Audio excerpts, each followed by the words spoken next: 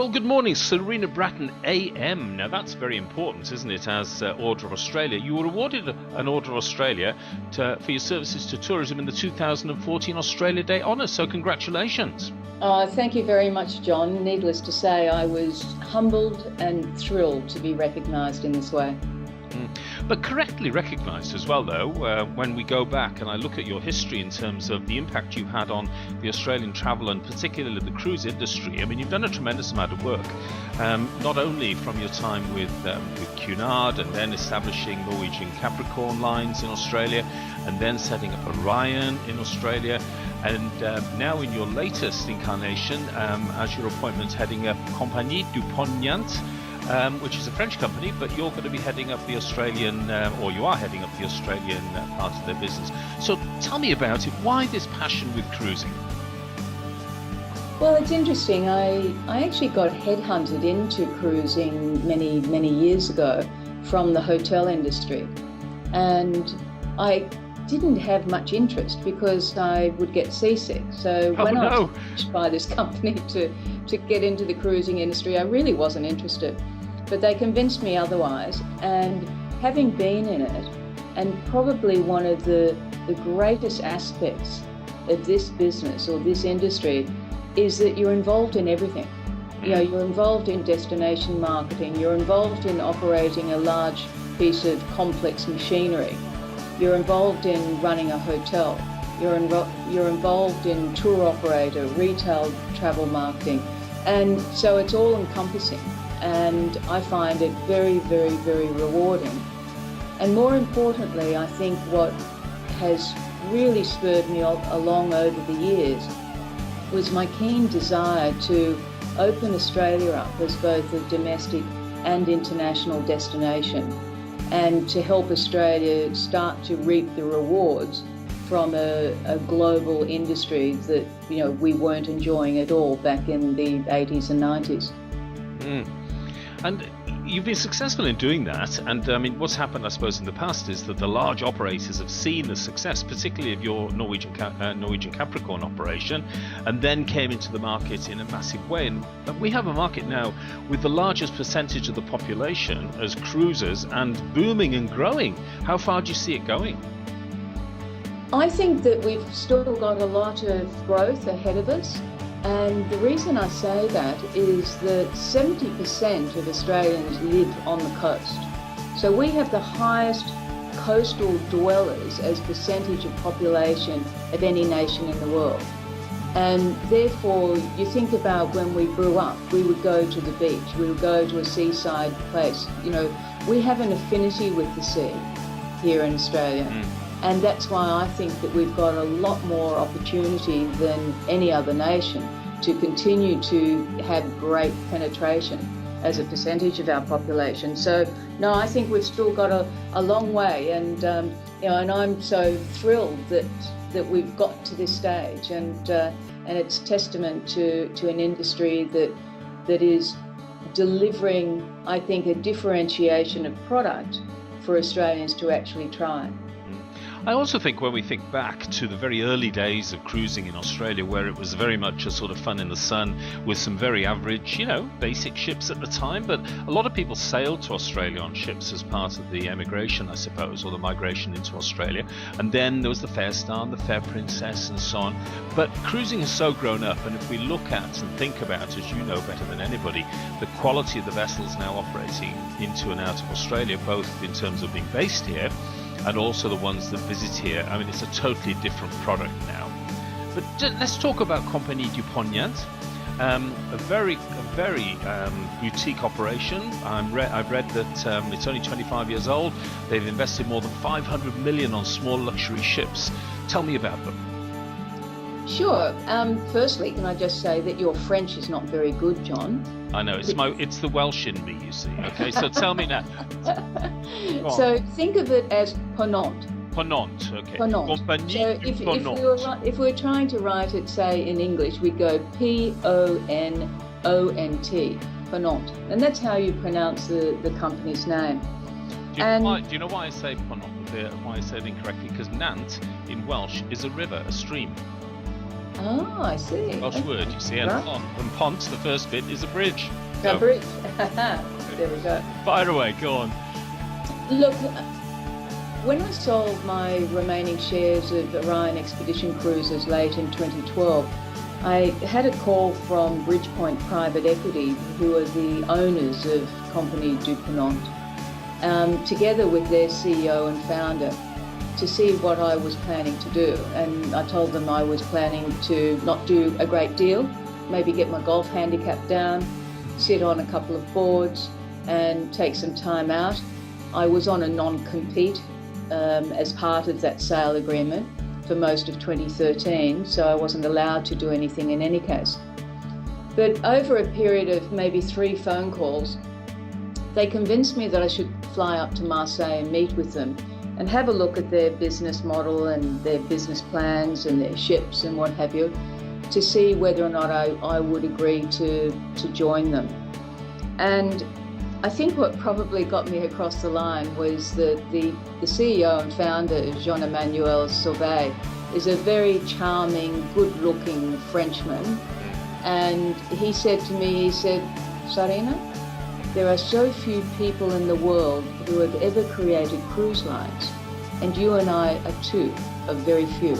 I want you alongside me as I'm growing and internationalizing this business. So that appealed to my ego, and I just decided that I will jump on a plane and I'll go and meet with them. And we spent most of that following a week together, and I was very impressed with what I saw. And the ships are absolutely magnificent. And as you said, nobody has invested money like this in the small ship and expedition arena. The average age of expedition ships now are over 30 years of age, and here you've got a fleet of young ships with an average of 2 years, with the 4th one coming out in April of next year. So it's quite exciting to be involved in it. And I wear a number of hats for them. I'll just explain, I actually consult to them, and I've agreed to consult on the equivalent of around 3 days a week, because I didn't want to work full time. And my 3 hats I have, one is as special advisor to their executive and board in Marseille to help them internationalize their business and their product. The second hat is as chairman of their Australasian entity. So I established the entity for them, I've put people in place, and then I oversee the operation here in Sydney. And then thirdly, the third hat is as owners, that's Bridgepoint's owners representative for Asia Pacific. So meaning therefore, if Bridgepoint as the owner of the company wished to talk to shipyards, to banks, to government, that I would do so on their behalf. That's an amazing role. I mean, the series of roles, as you said before about the multiplicity of things you do, that's a multiplicity of advice. And I would have thought that would position them extremely well sort of internationally, but also in the Australian marketplace. Let's talk about the ships for a second. So there's, how many ships are there? Currently there are 3 sister ships of 240 guests each, and 1 3-masted sailing vessel of 62 guests. And so what sort of size are they? I mean, and what makes them really special? I mean, when you saw them first of all and you thought, right, this will work for Australia, there are people in Australia that want to travel on ships like this, what really turned you on about them? What made you really say, this is what I want to do? The design of them is very different. I hadn't seen ships quite like it. The fit out of the vessels as well is beautifully done. And so it's more akin, I guess, to a contemporary, more modern European chic hotel. The feel of it and the quality of the fit out and what have you. Probably the most surprising thing for me when I've travelled on the ships is there is no vibration, there is no noise. And that's as a result of the technology that they've been able to bring, and the way that they're putting the power through to the propeller shafts and the propellers. And it is just beautiful. And I've just returned from the Arctic, whereby the whales don't have any disturbance with these ships because they are so quiet. Whereby normally, ships, you've got the vibration in the water, you've got these heavy diesel generators, chugging along the propeller shafts. You don't have that. And it's really, really amazing. So that in itself is great. Secondly is that they were built to the clean ship set of standards, which means that they are operating at the highest level of environmentally sensitive operations and have that ability. Thirdly is that they are ice strengthened. They're currently the biggest operator in the polar regions, in Antarctica and the Arctic. And as part of my role, I've been talking to them about moving away from, not totally away, but away from the yacht cruising arena into more of the luxury expedition arena. Yes. Because they've got the capacity, they've got the size and the operational capability to be in any area of the world and operate at the highest level. And I think that that's really, really exciting. It is exciting. What about in terms of the accommodation on board? And I note that two of the ships, I think it's L'Austral and Le Boreal, are going to be operating in Australia from 2015. What would a traveller who wants to experience this cruise operation, what would they see on board in terms of luxury, intimacy and so on? One of the things that is quite remarkable with these ships is that 95% of the staterooms and suites have balconies, private balconies. And these are real balconies, they're not French balconies. They actually have, a couple of chairs and a table. And you don't get that too often. Normally, if you're going to purchase a balcony cabin on an expedition ship or a small luxury ship, you need to buy up through the ship at quite a hefty premium. That's not the case with Ponant.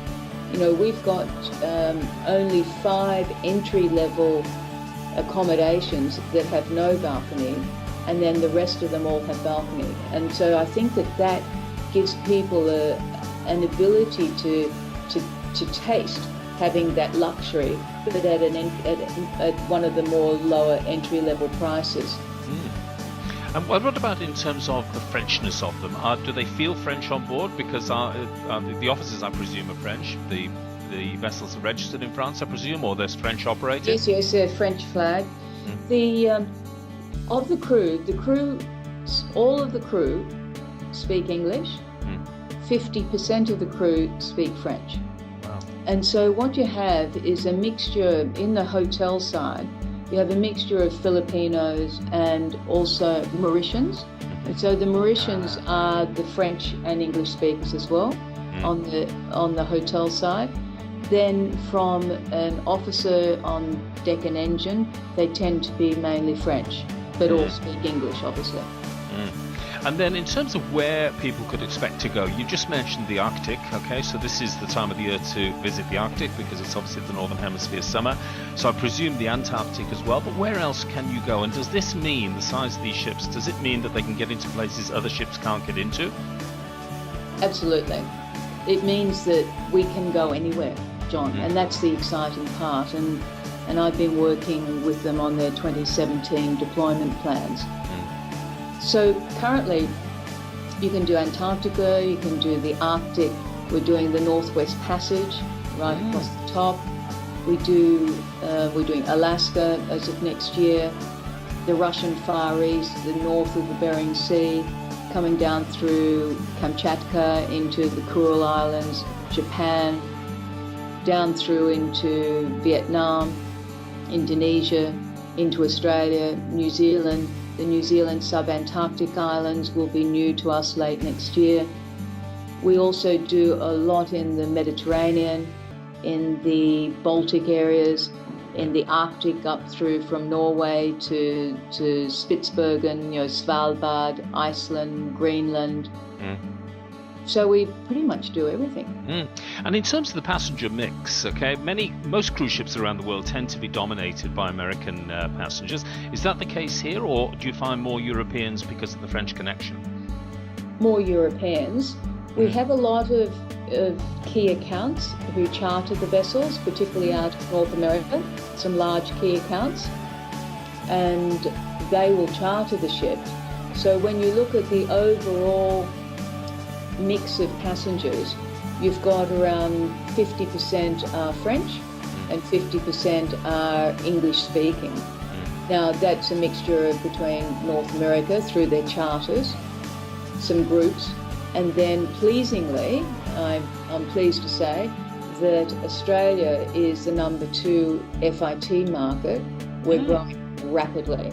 I was on a teleconference call last night, and they were just talking about the growth that they're seeing and just how exciting it is. And Australia is becoming such an important part of the global strategy. And I think that's reflected across a number of companies, particularly at the top end, because Australians, as you said before, are such seasoned cruisers. We're used to cruising. We have a maritime sort of ideology, I suppose, in a sense, and people are looking for better ships all the time. And, you know, bigger is not necessarily better. And I think a lot of people are realizing that and looking for smaller ships where they get better quality service. And one thing we haven't really talked about, which I'd love you to comment on, is better quality food. Yes, well, let me just go back one step, though, where we were talking about the passenger nationalities and the mix. You know, my sense is that if I'm in Europe, I actually quite like to be on a European vessel. That's right. As against going to Europe and being on an American ship. Yeah. And I think that lends itself to a different dynamic and a different ambiance when you're in a particular country like that, like in Europe. So I think that's very, very strong. Yes. Secondly, is that I also quite like the mix of passengers between Europeans, Australians, Americans. That in itself also, you know, brings people together. And we've got a reasonably strong market in Japan, in China. And so, you know, it really is an experience where you're not just with one particular nationality. That's excellent, yeah. So I think that in itself is also very good. One of the challenges, clearly, is to try to appeal to your key nationality groups. And I know this only too well when I started Orion Expedition Crew like that, like in Europe. So I think that's very, very strong. Yes. Secondly, is that I also quite like the mix of passengers between Europeans, Australians, Americans. That in itself also, you know, brings people together. And we've got a reasonably strong market in Japan, in China. And so, you know, it really is an experience where you're not just with one particular nationality. That's excellent, yeah. So I think that in itself is also very good. One of the challenges, clearly, is to try to appeal to your key nationality groups. And I know this only too well when I started Orion Expedition Cruises, was that my focus was clearly on developing a product and a quality of a product, which includes food, naturally, that it would appeal to Australians. So here, what we have is a product that's being developed that appeals primarily to the French. And luckily, French and Australians like similar things. You know, we like the French food, we like French wines, and so that works very well. But there are some changes that need to occur, and I'm actually working with the company in just looking at some of the things that we do. The internationalization, I suppose.